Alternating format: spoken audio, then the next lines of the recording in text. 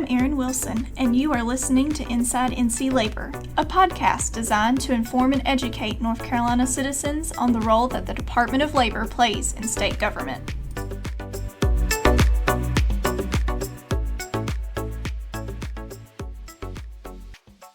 Good morning, my name is Erin Wilson. I'm the Director of Communications at the North Carolina Department of Labor, and we're here recording a podcast this morning, and I've got my co-host, Meredith Watson. I'm a Public Information Officer here with the North Carolina Department of Labor. And our guest today is Debbie Rogers-Lowery, who is a safety consultant. Welcome to the podcast, Debbie. Thank you both. It's nice to see you. So Debbie, to start off, could you introduce yourself, tell us a little bit about your background, how you got into safety, where you are now, the whole spiel? Well, again, my name is Debbie Rogers-Lowery. I own a company called Compliance Training Associates. It is considered a small business, so instead of me saying that I own a small business, I would say a small business owns me. I actually began in the safety world kind of by accident. I had been a florist for several years, worked in flower shops throughout the Charlotte area. And in doing that, I met someone at one of the florists who knew the difficulty I was having with daycare. I had a set of very small twins at the time, and they were in daycare. And the cost of the daycare at the time was taking nearly all of the paychecks that I was earning just to cover the daycare. So at some point, I thought there's got to be something else. Well, this person that I knew there at the flower shop said, you know what, I know somebody who's hiring over at a place called Safety and Health Council in North Carolina. They might be interested in having you go over there and talk to them. So I went over and talked to them, met with Chip, met with some of the other staff, and great folks, absolutely great folks. As you know, I know all of you work with them. So I started over there. When the twins were around 4 years old or so, I left. Stop that. So I left the flower business, started in the safety business at the Safety Council. The twins were very small at the time. I was able to keep them in daycare, but it was still, of course, very expensive. So at some point I thought, there's got to be something different I can do.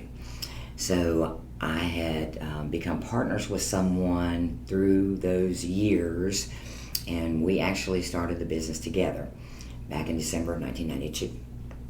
So after several years, about 7 or 8 years, we went separate ways, and I continued the business as the sole owner. So throughout all this time, between 92 and now, it's either been with someone else for the first few years or myself. And when I say myself, it's not just me. It is, I have a host of instructors who help me. They help me with safety training, they help me with written programs, they help me with consultative services, things like that. They're great, very knowledgeable. They all come from professional backgrounds, professional fields, so they are very helpful to my clients. I have the best clients ever. They're all the best in the entire world. I love them all and have built great relationships with them.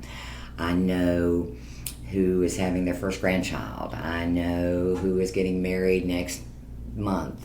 I know who would rather have Hershey peanut butter egg as opposed to a Cadbury milk chocolate egg. Building those relationships builds that trust, and I think the trust is what really makes the difference. It's not only the instructors that help me, support me, do all that they do, but it's also my family. My poor kids, they have dealt with my company for a very long time. When the kids were very small, and they will tell you this right now, they're in their 30s, they will tell you that when I first started the business out of the home, and therefore they weren't in daycare, they were home with mom. When a client would call and I would be on the phone, that's when they would start the fight, the arguing, the whatever. The next thing you know, a stapler would come flying their way, a pen would come flying their way. A million years ago when we had the big heavy phone books, that would come flying their way. So they knew they were getting a little too loud, a little too rowdy, and they'd go in the other room and play until mom got off the phone. So I dealt with that through the years as they got a little bit older. As they got a little bit older, actually, they began to be helpers. One of them, as a matter of fact, April, she is, I would call her my administrative assistant. She does all of my certificates. When someone goes through safety training, she does all the certificates. She does filing. She prepares some of the paperwork that I need for Raleigh, for contact hours, things like that. She does so much for me. She is married to Hunter, wonderful, sweetest guy you ever want to meet. He helps with her set of twins, which she has now, so that she can do the paperwork that she does for me. So I have a future son-in-law who does magic with spreadsheets and so forth. So I'll have this wonderful spreadsheet prepared and I'll hand it to you and you'll say, that looks great, and I'll say, thank you very much. And as soon as I leave that meeting, I'll call Al and say, you're the best ever. Thank you so much, because he does such a great job. The grandkids, they'll come over, spend some time. If they look at all bored, need something to do? You need something to do? You can file, you can sort, you can separate. I have all kinds of things that every family member can do. So it's definitely a family business, but on a somewhat professional level as well. So I love it. This is my 32nd year, so I'm hoping at some point to get good at it. And I would hope that sometimes I feel like I could get a lot better at it, but I do love what I do. I love what I do and love the relationships that I build with my clients. That's probably my favorite part of all of it. That's awesome. It sounds like you really built on those relationships and trust with not only the professional side, but having a personal relationship with them as well. Definitely. So you are very intertwined with the North Carolina Department of Labor. Mm-hmm. In what capacities have you had a relationship with the department, past and present? Well, if we start with past, we would start to when I started the business. Actually, we could really back up to the Safety Council. I had met several of the OSHA inspectors through events and contact with the Safety Council. Then when I left there and started my own business and began the consultating part, there would be issues that would come up or questions that would come up, interpretation of standards that I would need help with so that I could explain it properly to a client. So I spent a lot of quality time either on the phone with inspectors I had met or over here in person. I have, in my mind, I would call them the best mentors I could ever have had. And they still to this day are. And they are, I don't want to call them old timers or old school, but they're ones who've been around as long as I have and in this business. And that would be Lee Peacock and Paul Sullivan, Robbie Jones, Nelson Edwards. I have just worked with so many of them. I can remember coming over here. This was in reference to the dosimetry standard, the noise standard.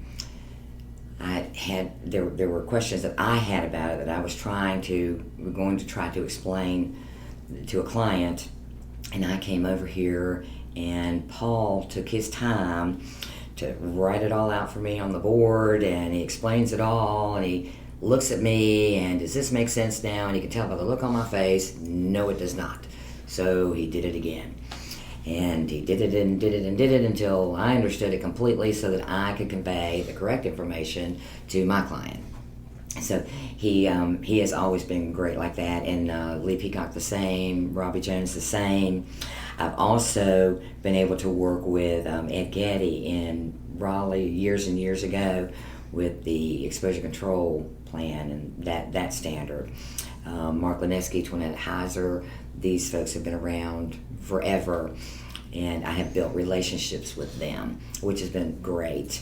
I've also been able to participate, of course, in the safety awards banquets with my clients. I was actually introduced to that several years ago by Rebecca Israel. I don't know if any of you remember her, but she actually, at an event, she said, you really ought to get your clients to participate in the safety awards. So I looked into that and thought, gosh, I have a lot of clients who would qualify for this for sure. So got on board with that several years ago, and just to see them get their awards. I'm proud of them. They're like my kids. I'm proud of them. But the employees are proud of themselves. They're proud of themselves because of what they earn. I did this. I earned this. So that's a really big deal. It is. And if you are a client and you are working for someone else, and I see this a lot, especially in the construction industry and so forth, you need to have that safety record first before you can even be hired as a sub to a contractor. And I'm seeing more and more of that, of course, as liability goes through the roof. I see more and more of that out in the business world today. Even suppliers, have I checked my supplier? Is my supplier doing the right thing before I purchase from the supplier, and things like that? I'm seeing it everywhere now. So I think that is that's a big part of getting involved in OSHA, in the relationships that I have built there, is the help that they have given me so that I can give others that same help. I also have had the opportunity to be inspected, not me, but clients that have had inspections, whether it be after an accident of some kind, or whether it be a DART rate, days away restricted time inspection based on injury illness rates. Also been involved in random inspections. That's very unusual. In fact, I think, if I'm not mistaken, I think I've only been involved in 3 of those, where it's just your number's up, lucky for you, OSHA's here. So I've had the opportunity to work with them through things like this. I have learned the importance of documentation, what I call the D word. If we don't have the documentation, then there's no proof it actually happened or it ever existed. So the D word is extremely important, and I push that with my clients so they would know that. I have also had the unfortunate interaction with fatalities, very serious workplace injuries, things like that, when it becomes really fast.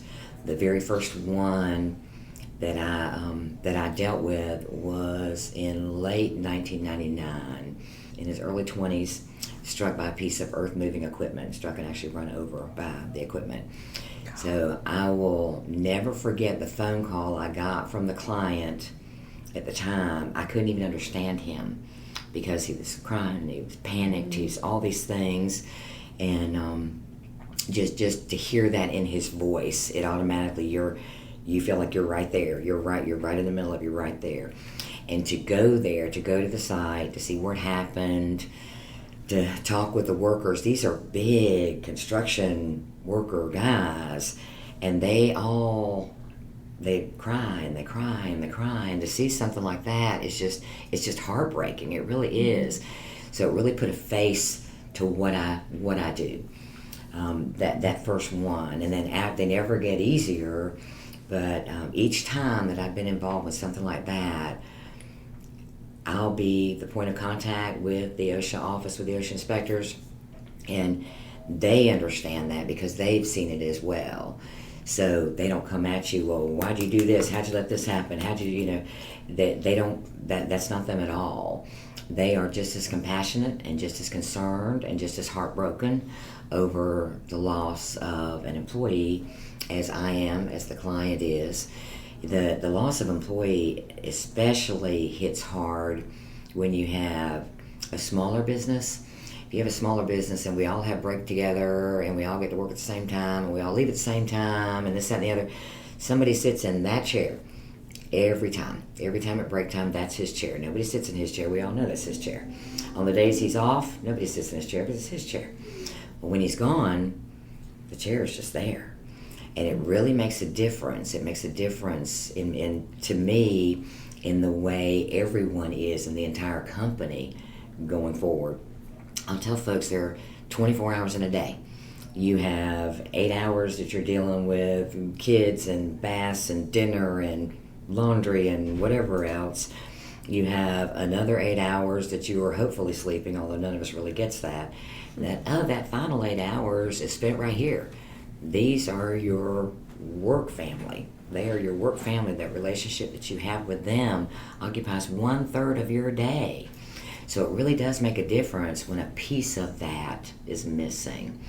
So to me, working with the OSHA office through things like that nothing really makes it any easier, but if anything were to make it somewhat easier, it would be that.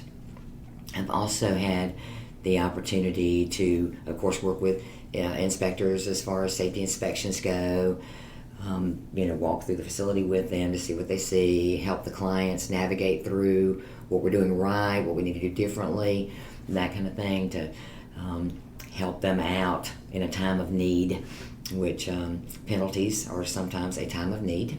So you want to try to help as much as you can, not only to correct the issue at hand, but to prevent it from happening going forward. So I think that's the best relationships that I have had with the OSHA office.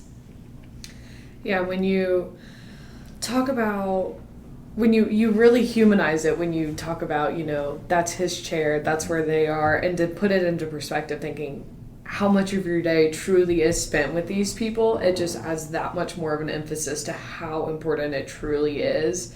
Because work family is family. You spend just as much time with them as you do your blood family. So, it really brings it into perspective. And I think people hearing that will kind of recalibrate the way they think in a way to be like, I really do need to look after these people. Absolutely. Just like I do my wife, my husband, my kids, whoever, So true. Very true. So you've been involved for years with different programs that we have at the department with SHARP, STARS, safety awards, all the different ones that we offer. Mm-hmm.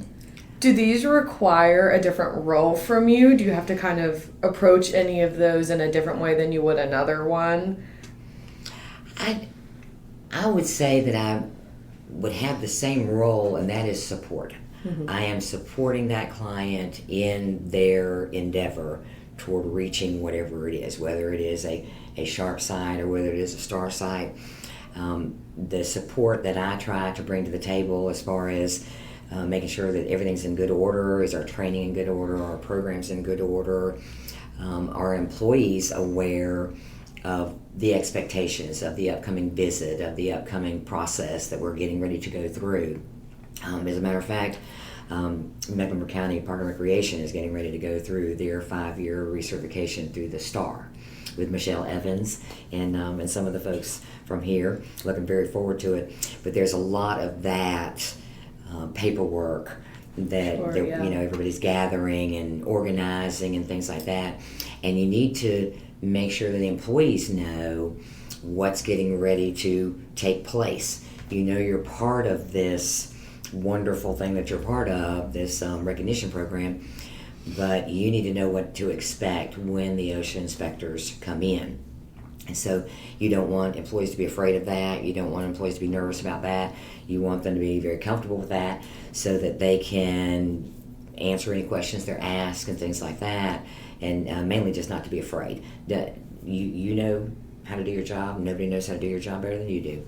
So you explain all that to them, and any questions they have, you should be able to answer them just fine. And one thing I always try to caution them about, especially during certifications like this or recertifications like this, is tell the truth. Do not make up an answer because you think it's what somebody wants to hear. I've had that happen a couple of times. And when you say the OSHA inspector asks you a question and you say, well, yes, I do it this way, this way, this way, you run the risk of the OSHA inspector saying, really? Show me. Mm-hmm. And if you can't show me, then we have a problem. So honesty is definitely the very best policy. As far as the SHARPs are concerned, I had one client who participated in the SHARP. That's another one of the recognition programs, Safety and Health Achievement Recognition Program. I had one client, a manufacturing company, who was involved in that. It was not open to municipalities. I work with a lot of municipalities in the area. And when it opened to them about 13 or so years ago, I remember worked with Howard Walters at the time. He was the consultative bureau at the time. And he told me that it was going to take place. They were going to start it up, kind of see how it goes with municipalities.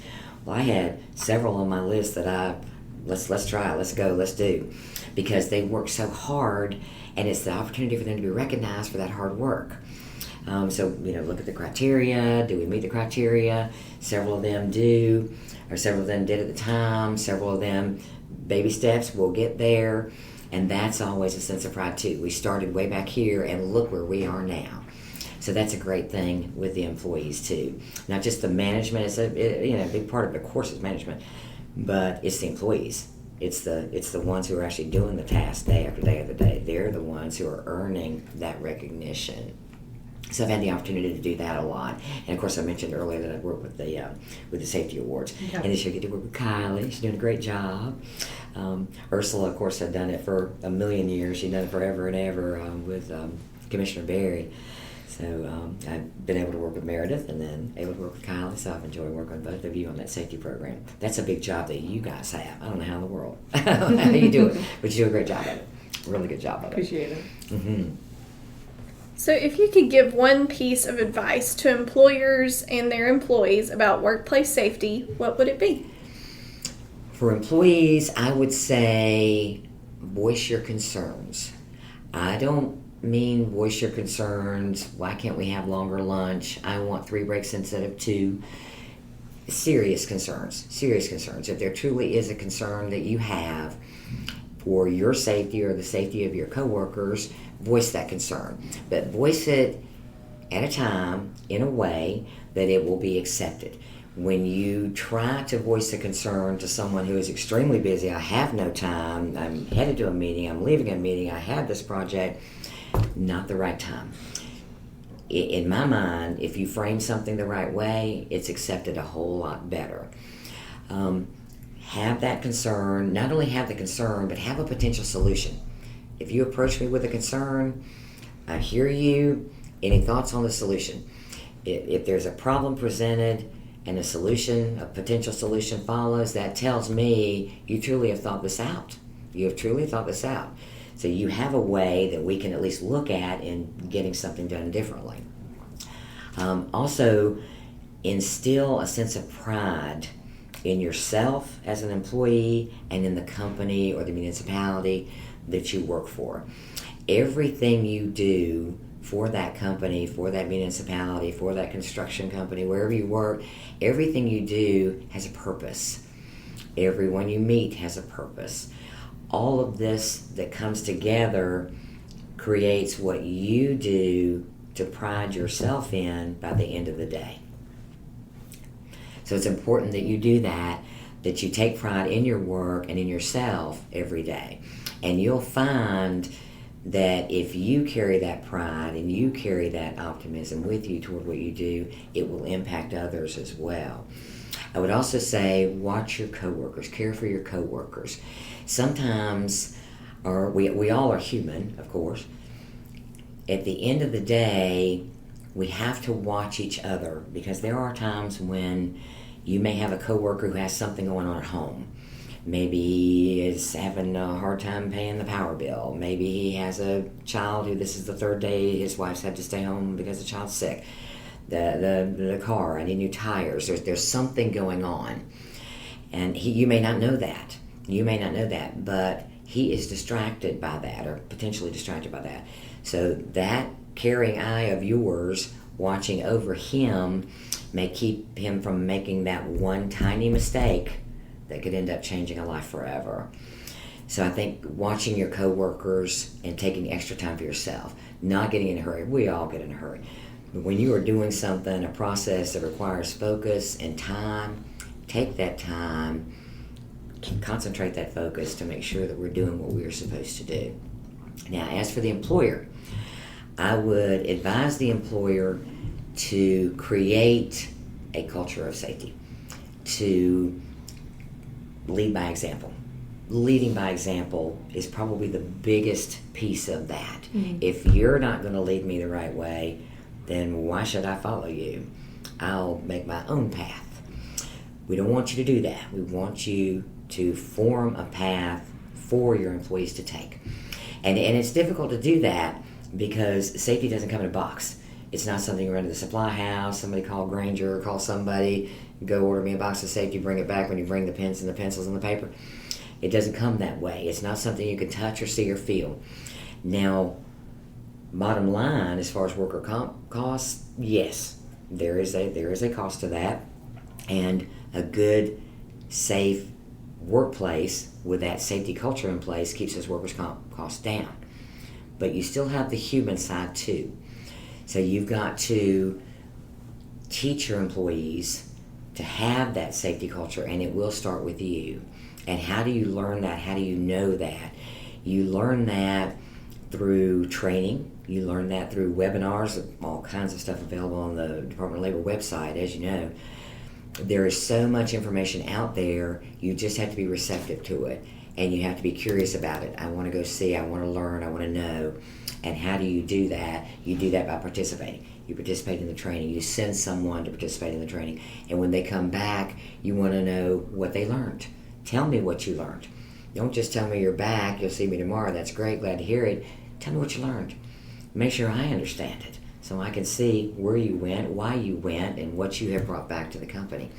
So I think an employer having an open mind in that is a very big thing. Not doing it because you have to do it, but doing it because you want to do it. I have some clients that through the years I'll have the challenged ones, the ones that I've been doing this for 35 years, lady, and you think you're going to tell me how to do it differently? I have some of those, and those are truly my favorites. They're my favorites because I promise you, by the end of the game, you and I are going to be very close friends, and you're going to like it, and I'm going to like it. And I get to the point where I do make those relationships with the people who did not want anything to do with me when I walked in the door. And some will retire years from now or have already retired, and I still keep in touch with them. The ones who didn't want anything to do with me the first day that I was there. So to me, that's a challenge that I look forward to. But employees see that the employer is interested in their safety. They want them to go home nice and safe, not so you can come back to work tomorrow and do it again for me, but because you're going home to your family. You're going home to the little pup who's waiting by the door to go out. He's been waiting there all day. He's got to go. You being safe is going to make sure you get home to do that. So you kind of touched on this one, but let's say someone listens to this and they hear this talk of safety culture and they know their workplace, that is not a thing. What would you suggest to them for a starting point to be for, starting that safety culture in their workplace? They want to do it, they just don't really know how, but they know it's important and they want to kind of kickstart that for where they work. What do you suggest to people be their starting place? I would say Department of Labor website is great.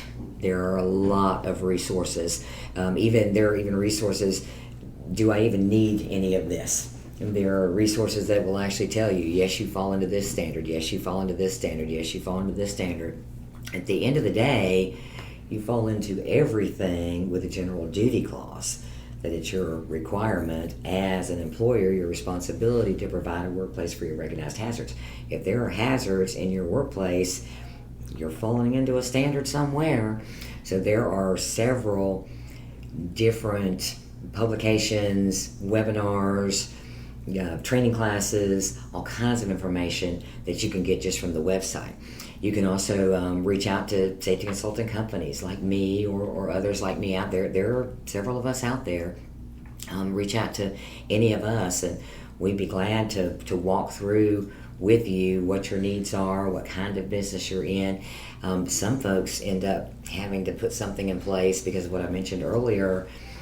They want to bid on a job, but they cannot bid on a job without this and this and this. Where do you find all these things? Again, go to the website, companies like me, the OSHA office anytime. They're glad to help. All of us are happy to help you. We all want to see the folks succeed, and at the end of the day, folks succeed safely. For everybody to be able to go home. That's what we're looking for. So I think that would be the best starting point. Also, reach out to other organizations like you. If there are other manufacturing companies and you're a manufacturing company, reach out to them. How did you do what you do? Are you involved in anything like this? And chances are good you're going to find somebody real close to you that is already doing that, so you don't have to reinvent something. You can also compare notes with other companies that are like you or other municipalities that are like you in what have you tried that works for you, and what have you tried that absolutely did not work for you. So again, that's helpful as far as a starting point to get me started to go in the right direction. So there's always help out there. We're all here to help. We always are. I think that's the biggest misconception people have as well, is they're afraid. And it's like, no, all these people that are in this line of work do it because they want to help. They're not looking to, get you in trouble. They don't want to do that. They want to keep everybody safe. That's everybody's goal at the end of the day. So I think kind of, erasing that stigma of, oh, they're scary, and if I reach out to them, they're going to get me in trouble. That's not at all what it's for. Exactly. Not at all. That is so true, how scary it is. I can walk into a building carrying my clipboard.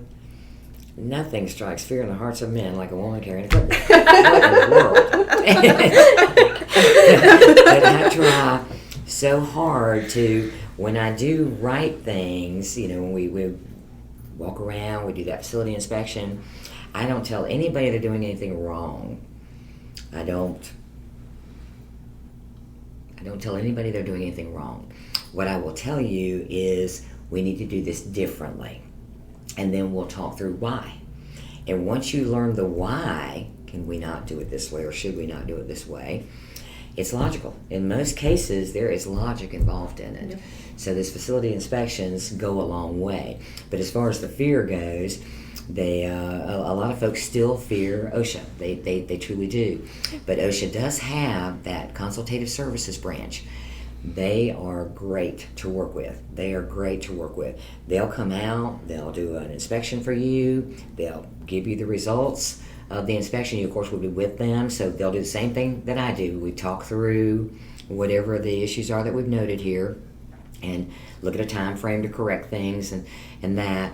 They're very helpful with that, and there's no penalty assigned to it. Yep. The obligation you do have is to correct what they have found. Of course, why would you ask them to come in if you didn't plan to correct it? But that's the obligation that you have if you participate in that program.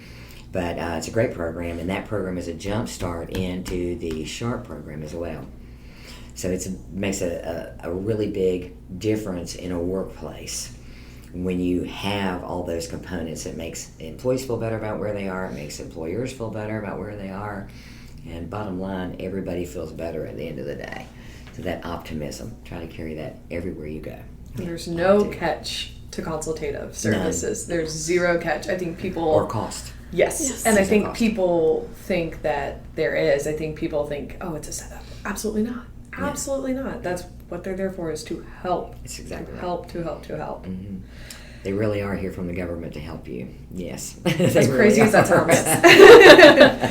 Well, Debbie, thank you so much for joining us today. Is there any closing words that you have? I want to thank you for the opportunity to participate in the podcast today. I must tell you, this is the first time I have done this, and I have enjoyed my visit. It's been nice to have the opportunity to share what I do and to share the success of some of my clients. They all work so hard. As I mentioned initially, I love them all. They're all my favorites, and it's that relationship building. So I would hope that anyone who hears this, if you are not part of a safety program or you feel like you would like to kind of head that direction, then please reach out, make those calls, go on the website, find somebody like me out there. We're glad to help you anytime. It's an honor and a privilege to help the clients that I have, and I appreciate them all, and I certainly appreciate the three of you. Thank you again for your time. Well, thank you for being here, and we've enjoyed having you today. Thank you.